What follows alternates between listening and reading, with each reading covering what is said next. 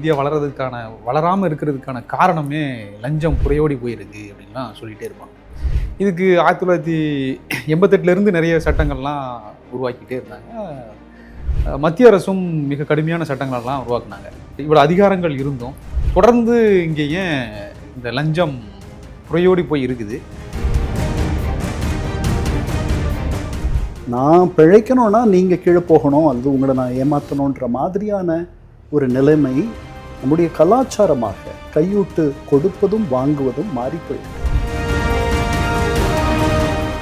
விஜய் அவர்கள் கட்சி ஆரம்பிக்கும் போதுமே, போன சட்டமன்றத்தில் பேசும்போதுமே ஊழல் செய்தவர்கள், அதை செய்ய தூண்டியவர்களெல்லாம் நாங்கள் தொட்டவங்களெல்லாம் விட மாட்டோம், தொட்டவர்களையும் விட மாட்டோங்கிற மாதிரி தான் தொடர்ந்து பேசிக்கிட்டே தான் இருந்தாங்க.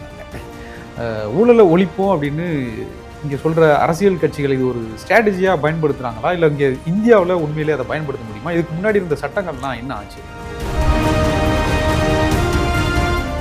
இல்லை இப்போ இவங்களுமே இப்போ அதிமுக வந்துச்சுன்னா திமுக மேலே கேஸ் போடுவாங்க, இப்படி ஊழல் பண்ணாங்க அப்படின்னு போடுவாங்க. திமுக வந்துச்சுன்னா அதிமுக மேலே கேஸ் போடுவாங்க. இப்போ அதை தான் டிவிக்கேவும் பண்ணிகிட்டு இருங்க. மத்திய அரசு லோக்பால் லோக் ஆயுக்தாலாம் கொண்டு வந்திருந்தாங்க. இதை நடைமுறைப்படுத்துறதுல என்ன சிக்கல் இருக்குது, இல்லை இவங்க நடைமுறைப்படுத்தவே இல்லையா? லோக் ஆயுக்தா அமைப்பு அவங்களே சொந்தமாக யாரும் புகார் அளிக்காமலேயே சொந்தமாக அவர்கள் சோமோட்டோன்னு சொல்லுவாங்க ஆங்கிலத்தில், விசாரணையை தொடங்கலாம், விசாரிக்கலாம். ஆனால் இன்னைக்கு வரைக்கும் அந்த மாதிரி அவங்க என்ன பண்ணாங்க? இந்திய அளவில் இப்போ நீங்கள் மத்திய அரசுமே மோடி அவர்கள் வரும்போதுமே காங்கிரஸ் மேலே பெரிய ஊழல் குற்றச்சாட்டு வச்சுட்டு தான் வந்தாங்க. ஜெயிக்கும் போதுமே அந்த பெரிய அலை தான் இருந்துச்சு. டெல்லியிலையுமே அதான் பண்ணாங்க.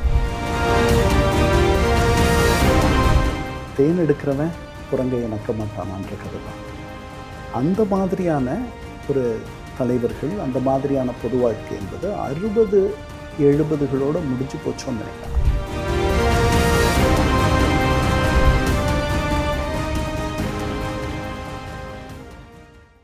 வணக்கம். நம்மோடு இன்று இணைந்திருப்பவர் ஐநா முன்னாள் அதிகாரி கண்ணன் அவர்கள்.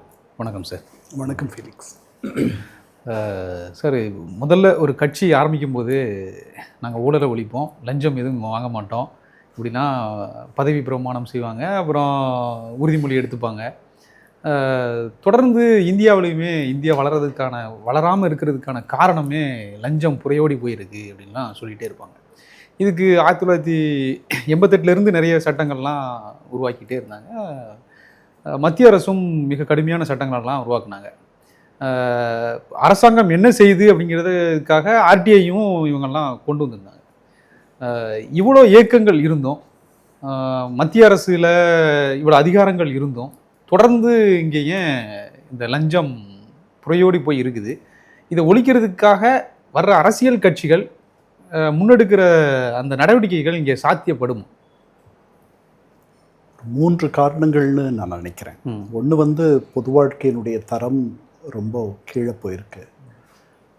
பொதுவாக தனி வாழ்க்கையினுடைய விழுமியங்களும் கீழே போயிருக்குன்னு நான் நினைக்கிறேன்.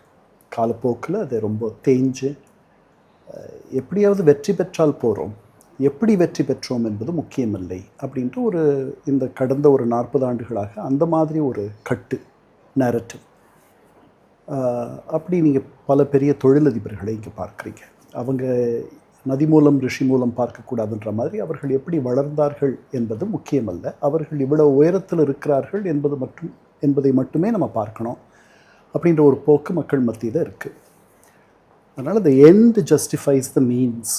அதாவது நீங்கள் உங்களுடைய இலக்கை எப்படி வேண்டுமானாலும் அடையலாம், அதுக்கு எந்த விலை வேணாலும் கொடுக்கலாம், அதுக்கு எவ்வளோ வேணாலும் நீங்கள் கீழே போகலாம் அப்படின்ற மாதிரி பொதுவாக விழுமியங்கள் குறைந்திருப்பதும், அந்த இடத்துக்கு போகிறதுக்கு என்ன வேணாலும் பண்ணலாம் அப்படின்றதும். மூன்றாவதாக இது நம்ம நாட்டில் பல மேற்குலக நாடுகளில் நீங்கள் மேலே போகிறதுக்கு எல்லாருக்கும் வெகுஜனங்களுக்கு சமமான வாய்ப்பு இருக்கும். நீங்கள் மேலே போகிறதுக்கு உங்களை அடித்து தான் நான் பிழைக்கணும் அப்படின்ற ஒரு நிலை ரொம்ப குறைவாக இருக்கும் மேற்குலகத்தில். அதனால தான் ஒருத்தர் ஏமாத்துறது, நீங்கள் வந்து ஒரு ஒரு தச்சரை உங்கள் வீட்டுக்கு அழைக்கிறீங்க. அவர் வந்து ஒரு வேலை செய்கிறார். அவர் என்ன வேலை செய்கிறாரு, அவர் கேட்குற கூலி நியாயமா அப்படின்றதெல்லாம் நமக்கு இங்கே வந்து சிக்கலாக்கும். நீங்கள் ஒரு காரை அல்லது ஒரு டூ வீலரை சர்வீஸ் பண்ண விடுறீங்க. அவங்க இதை மாற்றணும் அதை மாற்றணும்னு சொல்லி கேட்குறாங்க. அங்கே தப்பு நடக்கிறதுக்கு வாய்ப்பு இருக்குது. இந்த மாதிரியெல்லாம் மேற்குலகத்தில் அன்றாட வாழ்க்கையில் உங்களுக்கு இந்த மாதிரி சிக்கல்கள்லாம் கிடையாது. ஏன்னா வாய்ப்புகள் அங்கு பெருகி இருக்குது. அந்த வாய்ப்புகளில் உங்களை ஏமாற்றி நான் பிழைக்க வேண்டிய அவசியம் ஒவ்வொரு நிமிடமும், ஒவ்வொரு நேரமும், ஒவ்வொரு பரிவர்த்தனையிலையும், ஒவ்வொரு சந்திப்பிலும், ஒவ்வொரு உறவிலும் கிடையாது. இங்கே அந்த சுரண்டல் இருந்துகிட்டே இருக்கு. இல்லை, அந்த வாய்ப்புகள் அருகி போயிடுச்சு. நான் உங்களை வந்து ஏதாவது நான் பிழைக்கணும்னா நீங்கள் கீழே போகணும், அல்லது உங்களை நான் ஏமாற்றணுன்ற மாதிரியான ஒரு நிலைமை, ஒரு கட்டு, அந்த மாதிரி தாறுமாறான ஒரு வளர்ச்சி, ஒரு சமமான வளர்ச்சி இல்லாமல் சில பேருக்கு நிறைய வாய்ப்புகளும் பல பேருக்கு வாய்ப்புகள் ரொம்ப அருகி இருப்பதும் இந்த மாதிரி இது நியாயம், இப்படி தான் பிழைக்கணும், வேறு வழி கிடையாது, பிழைக்க தெரியாதவன் இப்படி இல்லைன்னா இப்படின்ற மாதிரி. அதனால் நம்முடைய பண்பாட்டில், நம்முடைய கலாச்சாரமாக கையூட்டு கொடுப்பதும் வாங்குவதும் மாறி போய்விட்டது. இதுதான் 3 காரணிகள்.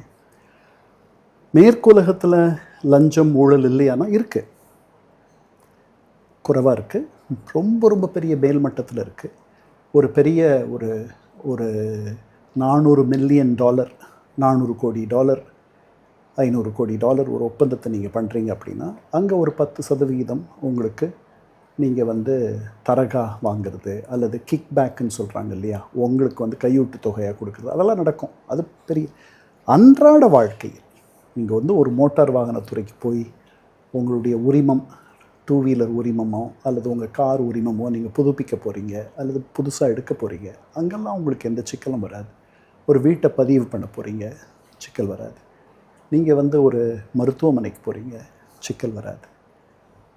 அன்றாட வாழ்க்கையில் எங்கும் ஒரு சராசரி மனிதன் மேற்குலகத்தில், ஜப்பானில் கூட, ஆசியா, தென்கொரியா, வியட்நாம், தாய்லாந்து, இந்த மாதிரி இடங்களில் ஒரு காவல்துறையை சேர்ந்தவர் உங்களை போக்குவரத்து விதிகளை நீங்கள் மீறிட்டீங்கிறதுக்காக உங்கள்கிட்ட கையூட்டு வாங்குறது, இதெல்லாம் நீங்கள் பார்க்கவே முடியாது. ஏன்னா அப்படி உங்களை ஏமாற்றி, அப்படி உங்களை சுரண்டி நான் பிழைக்க வேண்டிய அவசியம் அந்த நாடுகளில் அவ்வளவாக இல்லை என்பது என்னுடைய எண்ணம். ஏன்னா அந்த மாதிரி ஒரு சூழல் இருந்தால் தான் நீங்கள் அப்படி மாறுவீங்க. அதனால் பொது வாழ்க்கையினுடைய தரமும் தனிப்பட்ட வாழ்க்கையில் உள்ள விழுமியங்களும் ரொம்ப சரிஞ்சுக்கிட்டு இருக்குன்னு அர்த்தம். இல்லை, அறத்தையே உலகத்துக்கு கற்றுக் கொடுத்த தமிழ்நாடு அப்படின்லாம் சொல்லுவாங்க. இல்லை, அந்த மாதிரியான எண்ணங்கள் எல்லாருக்கும் இருக்குது, எல்லா பெரிய நாகரிகங்களுக்கும் இருக்குது. நீங்கள் அரபு உலகத்தில் போனீங்கன்னா அவங்க நாங்கள் தான் அதை உலகத்துக்கு சொன்னோன்னு சொல்லுவாங்க. சீன உலகத்தில் அதே மாதிரி, சீன நாகரிகத்தில், கிரேக்க நாகரிகம் மிக தொன்மையான நாகரிகம், அங்கேயும் அறம், அதை பற்றிலாம் பிளேட்டோவுடைய அந்த ரிப்பப்ளிக் குடியரசில் சாக்ரட்டிஸ்க்கும் மற்றவர்களுக்கும் நடக்கக்கூடிய உரையாடலும் எது தர்மம் எது அதர்மம் இதெல்லாம் வந்து பேசப்படுது. இந்த சிந்தனை உலகமெங்கும் எது தர்மம் எது தர்மம் அல்ல அப்படின்ற சிந்தனை உலகமெங்கும் இருந்திருக்கு. எது அறம் எது அறம் அல்ல அதுவும் இருந்திருக்கு. நாம் வந்து இன்றைக்கி ஒருவேளை இப்போ நான் சொன்னதுக்கு நீங்கள் வந்து இங்கே வாய்ப்புகள் எல்லாம் பெருகி போயிடுச்சுன்னா, எல்லாருக்கும் எல்லாம் கிடைக்கும், எல்லாருக்கும் சம வாய்ப்பு வந்துடுச்சுன்னா, நாம் வந்து இந்த கலாச்சாரம் மாறிடுமான்னு நீங்கள் என்னை கேட்டிருந்தீங்கன்னா, மாறும்ன்ற நம்பிக்கை எனக்கு இருக்குது. அதுக்கான வாய்ப்புகள் அதிகம்னு நினைக்கிறேன். அவ்வளோதான். விஜய் அவர்கள் கட்சி ஆரம்பிக்கும் போதுமே, போன சட்டமன்றத்தில் பேசும்போதுமே, ஊழல் செய்தவர்கள், அதை செய்ய தூண்டியவர்களெல்லாம் நாங்கள் தொட்டவங்களெல்லாம் விட மாட்டோம், தொட்டவர்களையும் விட மாட்டோங்கிற மாதிரி தான் தொடர்ந்து பேசிக்கிட்டே தான் இருந்தாங்க. ஊழலை ஒழிப்போம் அப்படின்னு இங்கே சொல்கிற அரசியல் கட்சிகள் இது ஒரு ஸ்ட்ராட்டஜியாக பயன்படுத்துகிறாங்களா, இல்லை இங்கே இந்தியாவில் உண்மையிலே அதை பயன்படுத்த முடியுமா? இதுக்கு முன்னாடி இருந்த சட்டங்கள்லாம் என்ன ஆச்சு? இல்லை, சட்டங்கள் இருக்குது. அதாவது இதுக்கெல்லாம் பதில் 50கள்லேயே எம்ஜிஆர் படத்தில் எம்ஜிஆர் பட்டுக்கோட்டை பாடல் மூலமாக சொல்லிட்டார். திருடனா பார்த்து திருந்தாவிட்டால் திருட்ட ஒழிக்க முடியாது என்ன. அதனால் நீங்கள் எவ்வளோ வேணாலும் சட்டங்கள் போடலாம், இந்த சட்டங்களை செயல்படுத்துபவர்கள் சக மனிதர்கள். அவர்கள் அந்த சட்டத்திட்டத்தை அறத்தோடு செயல்படுத்தணும்னு நினச்சா தான் அந்த சட்டத்திற்கு வலிமை இருக்கும், அதற்கு உயிர் இருக்கும். ஏன்னா திட்டம் போட்டு திருடுற கூட்டம் திருடிக்கொண்டே இருக்குது, அதை சட்டம் போட்டு தடுக்கிற கூட்டம் தடுத்து கொண்டே இருக்குது. திருடனா பார்த்து திருந்தாவிட்டால் திருட்டை ஒழிக்க முடியாது அப்படின்ட்டு 58லேயே நாடோடி மன்னனில் சொல்லிட்டார் எம்ஜிஆர். அதனால் அதுதான் யதார்த்தம். சட்டங்களெல்லாம் இருக்குது, தொடக்கத்திலேருந்து சட்டங்கள் இருக்குது. இல்லை இப்போ இவங்களுமே இப்போ அதிமுக வந்துச்சுன்னா திமுக மேலே கேஸ் போடுவாங்க, இப்படி ஊழல் பண்ணாங்க அப்படின்னு தொடர்ந்து. திமுக வந்துச்சுன்னா அதிமுக மேலே கேஸ் போடுவாங்க. இப்போ அதை தான் டிவிக்கேவும் பண்ணிட்டு இருக்காங்க. இதுக்கு முந்தைய ஆட்சிகள் மேலே கேஸ் வழக்கு போடுவது என்பது மட்டுமே பெரிய விஷயம் இல்லைல்ல. அதுக்கப்புறம் என்ன நடந்துச்சு? இந்த கடந்த 5 ஆண்டுகளில் அவங்க வழக்கு போட்ட ஏதேனும் மேனாள் அதிமுக அமைச்சர்கள் சிறைக்கு போனாங்களா? ராஜேந்திர பாலாஜி மட்டும் ஏதோ இடையில அவரும் பிணையில் வெளியே வந்துட்டார். அதை தவிர பெரிய அளவில் எதுவும் நடக்கலை. அதே மாதிரி அதற்கு முன்னாடி நடந்த அதிமுக ஆட்சியிலையும் ஜெயலலிதா ஆட்சியில் நடந்துச்சு. சில பேர் உள்ளே போனாங்க, வெளியே வந்தாங்க. எடப்பாடி ஆட்சியில் யாராவது திமுகவுடைய பழைய அமைச்சர்கள் உள்ளே போனதாக எனக்கு நினைவில்லை. அதனால் வழக்கு தொடுப்பது என்பது அது ஒரு குறியீடு தான், ஒரு சிம்பலிசம். அதை மேற்கொண்டு தொடர்ந்து அந்த வழக்கை முழுமூச்சாக நடத்துறது. அதுக்கு அவங்க என்ன காரணம் சொன்னாங்க? நிறைய ஆளுநர் எங்களுக்கு அதிமுக அமைச்சர்கள், பழைய அமைச்சர்கள் மேலே நடவடிக்கை எடுக்கிறதுக்கு அவர் இன்னும் எங்களுக்கு அனுமதி தரலைன்னாங்க. அந்த அனுமதி வந்த பிறகும் கிட்டத்தட்ட ஒரு வருஷம் 1.5 வருஷம் ஆச்சுன்னு நினைக்கிறேன். அதுக்கப்புறமும் அவங்க பெருசாக எதுவும் நடக்கலை. இது பார்ப்போம். இவர்கள் சொல்லுகிறார்கள், சட்டமன்றத்திலேயே முதல்வரும் பேசியிருக்கிறார். அதனால் அது மாதிரி நடந்தால் ரைட். ஒரு அச்சம் மனதில் நம்ம தப்பு பண்ணால் நமக்கு தண்டனை உண்டு, உப்பு தின்னா தண்ணி குடிக்கணும் அப்படின்ற ஒரு எண்ணம் பல பேருக்கு இருக்க மாதிரி தெரியல. அதனால் அந்த மாதிரி ஒரு எண்ணம் வரணும் அப்படின்னா சிங்கப்பூர்லாம் இன்றைக்கி இப்படி இருக்கிறது காரணம் சிங்கப்பூருடைய கடுமையான சட்டங்கள். கடுமையான சட்டம் போட்டால் மட்டும் அப்படி ஆகிட முடியும்ட்டு இல்லை, அதுவும் ஒரு காரணி. அதனால் அதை நோக்கி நம்ம நகரலாம். குற்றம் செய்தவர்கள் தண்டிக்கப்படுவார்கள், உறுதியாக தண்டிக்கப்படுவார்கள் அப்படின்ற ஒரு புதிய கட்டை நம்ம அமைக்கலாம். அது நடந்ததுன்னா மாற்றம் கண்டிப்பாக வரும். ஐயோ நீங்கள் கிட்டவர், அதாவது எந்த அளவுக்கு புரையோடி போயிருக்குன்னா, நீங்கள் உங்கள் கடமையிலிருந்து வழுவி சட்டங்கள்லேருந்து நழுவி நீங்கள் வேலை செய்கிறதுக்கு தான் நான் உங்களுக்கு கைவிட்டு தரணும். உங்கள் கடமையை செய்கிறதுக்கே இப்போ நான் கைவிட்டு தந்தால் தான் நீங்கள் செய்வீங்க. அப்படி தான் எல்லா துறையிலையும் இருக்குது. அதான் மத்திய அரசு லோக் ஆயுக்தாலாம் கொண்டு வந்திருந்தாங்க. இதை நடைமுறைப்படுத்துறதுல என்ன சிக்கல் இருக்குது? இல்லை இவங்க நடைமுறைப்படுத்தவே இல்லையா? இல்லை நடைமுறையெல்லாம் படுத்திருக்காங்க. லோக்பால் அப்படின்றது மத்திய அரசை சார்ந்த, லோக்னா மக்கள். ஏன்னா அதனால தான் ராஜ்பவனு கூட லோக் பவன்னு மாற்றிட்டார். ஸோ மக்கள் பவனம். முன்னாடி அது அரசருடைய பவனமாக இருந்தது, இப்போ மக்கள் பவனமாக மாறி இருக்கு. ஸோ லோக்பால் அப்படின்றது மத்திய அரசுக்கு. லோக் ஆயுக்தா மக்கள் பிரதிநிதி மாநிலங்களுக்கு. முதல் லோக் ஆயுக்தா அப்படின்ற ஒரு அமைப்பை அந்த மாதிரி அது பொது வாழ்க்கையில் இருக்கக்கூடிய அமைச்சர்கள், முன்னாள் அமைச்சர்கள், அதுக்கப்புறம் அதிகாரிகள், அவர்கள் மீது வரக்கூடிய லஞ்ச ஊழல் குற்றச்சாட்டுகளை விசாரிப்பது. 2013 அதற்கான சட்டத்தை கொண்டு வந்தாங்க மத்திய அரசு. இப்போ 13 வருஷம் ஆயிடுச்சு. பல மாநிலங்களில் லோகாயுக்தா இருக்குது. முதல் வந்த மாநிலம் மகாராஷ்டிரா, 1971 வந்துச்சு. தமிழ்நாட்டிலையும் ஒரு லோகாயுக்தா இருக்குதுன்னு நான் உங்கள்கிட்ட சொன்னேன்னா நீங்கள் ஆச்சரியப்படுவீங்க. அது எங்கே இருக்குதுன்னு கேட்பீங்க. 2018 தமிழ்நாட்டில் மக்கள் பிரதிநிதி என்கிற ஒருவர் இருக்கிறார். அவர் ஒரு உயர்நீதிமன்ற மேனாள் ஓய்வு பெற்ற நீதிபதி பொதுவாக போடுறது ஒரு வழக்கமாக இருக்குது. ராஜமாணிக்கம் யாரோ ஒருத்தர் இப்போ இருக்காரில்ல. அதாவது லோகாயுக்தா மக்கள் பிரதிநிதி அப்படின்றது ஒவ்வொரு மாநிலத்துலேயும் இருக்குது. அந்த மாநிலங்களில் அந்த மாநிலத்தினுடைய சட்டமைப்புக்கு உட்பட்டு சில நேரங்களில் லோகாயுக்தா அமைப்பு அவங்களே சொந்தமாக, யாரும் புகார் அளிக்காமலேயே சொந்தமாக அவர்கள் சோமோட்டோன்னு சொல்லுவாங்க ஆங்கிலத்தில், விசாரணையை தொடங்கலாம், விசாரிக்கலாம். வெளியில் இந்த மாதிரிலாம் புகார்கள் இருக்குன்னா அவங்களே அதை என்ன நடக்குது அப்படின்னு பார்க்கலாம். அந்த மாதிரி தான் தமிழ்நாட்டினுடைய லோகாயுக்தாவும். ஆனால் இன்றைக்கு வரைக்கும் அந்த மாதிரி அவங்க என்ன பண்ணாங்க, அதனால் அவங்களுடைய அந்த முயற்சிகளால் என்ன நடந்திருக்கு அப்படின்றதெல்லாம் நமக்கு தெரியல. இப்போ அமலாக்கத்துறையும் இதுக்கும் இல்லை, அமலாக்கத்துறை புகார்களின் அடிப்படையில் அது it is an investigating agency, enforcement directorate. அது அரசு துறைகளில் இருக்க ஒரு துறை இந்த இந்த சோதனையை நம்ம பண்ணணும், இங்கே ஒரு சிக்கல் இருக்குதுன்னு நாங்கள் நினைக்கிறோம், இவங்க ஏதோ தப்பு பண்ணுறதா தோணுது அப்படின்னு சொன்ன பிறகு தான் அது நடக்கும். அது மத்திய அரசனுடைய பல மத்திய அரசு கீழே இருக்கிற துறைகள்லாம். ஆனால் அவர்களுக்கு திடீர்னு உங்கள் வீட்டில் சோதனை பண்ணுறதுக்கு அவங்களால முடியுமா? என்ஃபோர்ஸ்மெண்ட் டைரக்டரேட்டுக்கு அது முடியுமா? அது அவங்க வாரண்ட் இல்லாத பண்ண முடியுமா? வாரண்ட் வாங்கணுமா? இதெல்லாம் எனக்கு அந்த அந்த அந்த சட்டத்தை படித்தா தான் நமக்கு தெரியும். ஆனால் அது அதுக்கு ட்ரிகர், அதுக்கு விசை வேறு துறைகள் ஒரு சந்தேகத்தின் அடிப்படையில் பண்ணுறது. இப்போ லஞ்ச ஒழிப்புத்துறை மூலியமாக அவங்க வர்றது அந்த மாதிரி பண்ணுவாங்க. தமிழகத்தில் பல தொண்டு நிறுவனங்கள், பல தனி ஆர்வலர்கள் பொதுவாக பொது வாழ்வில் தூய்மை அப்படின்ற ஒரு எண்ணத்தை முன்னிறுத்தி அவங்க செயல்படுறாங்க. அதில் தலையாய ஒரு இயக்கமாக அறப்போர் இயக்கம் இருக்குது. அவர்கள் பண்ணியிருக்கிறது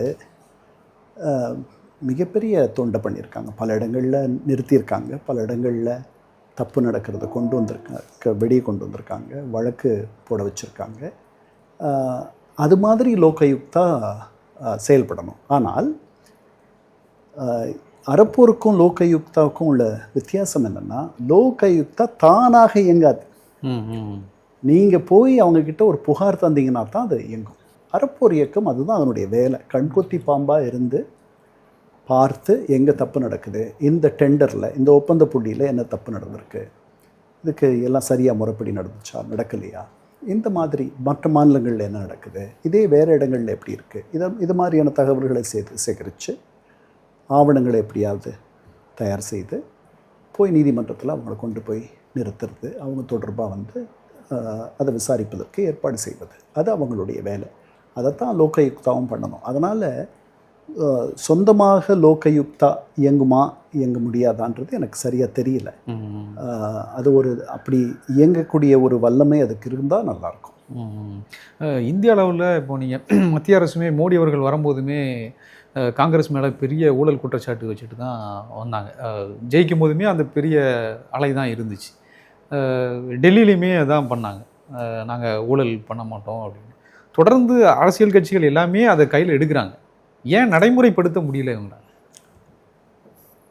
ஒரு ஏமாற்று வேலையா? ஆம் ஆத்மி அவங்க அந்த மாதிரி தான் பதவிக்கு வந்தாங்க. ஊழல் ஒழிப்பு போராட்டம் ஒன்று நடத்தி அதனுடைய வெளிச்சம் அந்த போராட்டத்தை நடத்தினவங்க சில பேர் மேலே விழுந்துச்சு. அப்படி விழுந்த ஒருத்தர் தான் அரவிந்த் கெஜ்ரிவால். அவர் ஆனார். அவர் சில நல்லதெல்லாம் பண்ணாங்க. அதாவது பொதுத்துறையில் இருக்கக்கூடிய பள்ளிகள், மருத்துவமனைகள், இதெல்லாம் அவங்க தனியார் துறையில் இருக்கிற அளவுக்கு உயர்த்தினாங்க டெல்லியில். அதெல்லாம் நடந்துச்சு. அதுக்கப்புறம் ஒரு சதவிகிதத்துக்கும் கொஞ்சம் மேலே வாக்கு வித்தியாசத்தில் தோற்று போயிட்டாங்க இந்த முறை.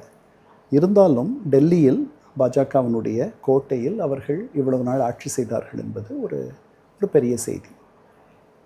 பவர் கரப்ட்ஸ் ஆப்சல்யூட்லின்ட்டு லார்ட் ஆக்டன்னு ஒரு வெள்ளைக்காரர் அந்த காலத்திலே சொல்லிட்டு போயிட்டார்.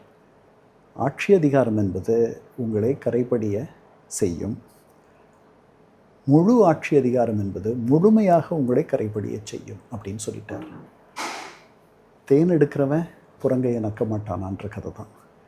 அந்த மாதிரியான ஒரு தலைவர்கள், அந்த மாதிரியான பொது வாழ்க்கை என்பது 60-70களோடு முடிஞ்சு போச்சோன்னு நினைக்கிறேன். அப்போவே அந்த மாதிரி ஆனவர்கள் இல்லாதவர்கள் தோன்ற ஆரம்பித்து விட்டார்கள். ஆனால் இந்த மண்ணில் தான் பெருந்தலைவர் காமராஜர், ராஜாஜி, அண்ணா, இந்த மாதிரி பெரியவர்களும் இருந்திருக்கிறார்கள். அதனால் அவங்க மேலே நீங்கள் தனிப்பட்ட முறையில் எந்த குற்றமும் சொல்ல முடியாது. இப்போ உங்களுடைய கருத்துக்களை மிக தெளிவாக முடிச்சதுக்கு ரொம்ப நன்றி சார்.